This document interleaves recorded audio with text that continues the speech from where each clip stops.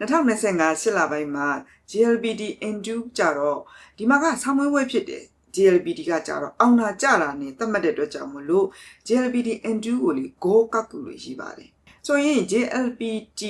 ဆိုတဲ့ဥစ္စာကိုလည်းပဲ GLPD ဆိုကျမတို့ကအတူကောက်ခေါ်ကြတာဖြစ်တယ်အဖွဲ့အစည်းပေါ့နော်ဒီစာစစ်အဖွဲ့အစည်းကသတ်မှတ်ထားတဲ့ဘယ်လိုခေါ်မလဲနာမည်ပေါ့နော်နာမည်အပြည့်အစုံနဲ့ရေးစေချင်ပါတယ်နော်日本語能力試験 N2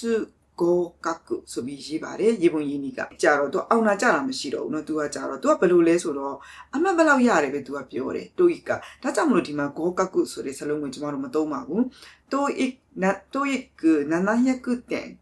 အမှတ်900နဲ့ရှုတုတ်ကုဒီမှာလည်းပဲဒီလိုမျိုးအမှတ်900နဲ့အမှတ်ဘယ်လောက်ရပါတယ်ဆိုတဲ့အထောက်ထားပေါ့နော်အဲ့ဒီဥစ္စာကိုပို့ပေးတာဖြစ်တဲ့ကြောင့်မလို့ရှုတုတ်ကုဆိုပြီးရေးပါတယ်အပေါ်ကကောင်းမောင်းလိုင်စင်နဲ့အတူတူပဲဖြစ်ပါတယ်အဲ့ဒီမှာမှထပ်ပြီးတော့ကိုလုပ်မဲ့အလုပ်ကဥပမာရုံးပိုင်းအလုပ်ဖြစ်တယ်ဆိုရင် work နဲ့ excel ကို実務で使いこなせますパソコンလည်းကောင်းကောင်းမွန်မွန်သုံးနိုင်ပါတယ်ဆိုတာကရှီကာကုတခုအနေနဲ့မဟုတ်တော့ပဲဒါတွေလုပ်နိုင်ပါတယ်ဆိုတာကိုလည်းပဲထပ်ပြီးတော့ဖြည့်ပြီးတော့ရေးစေချင်တယ်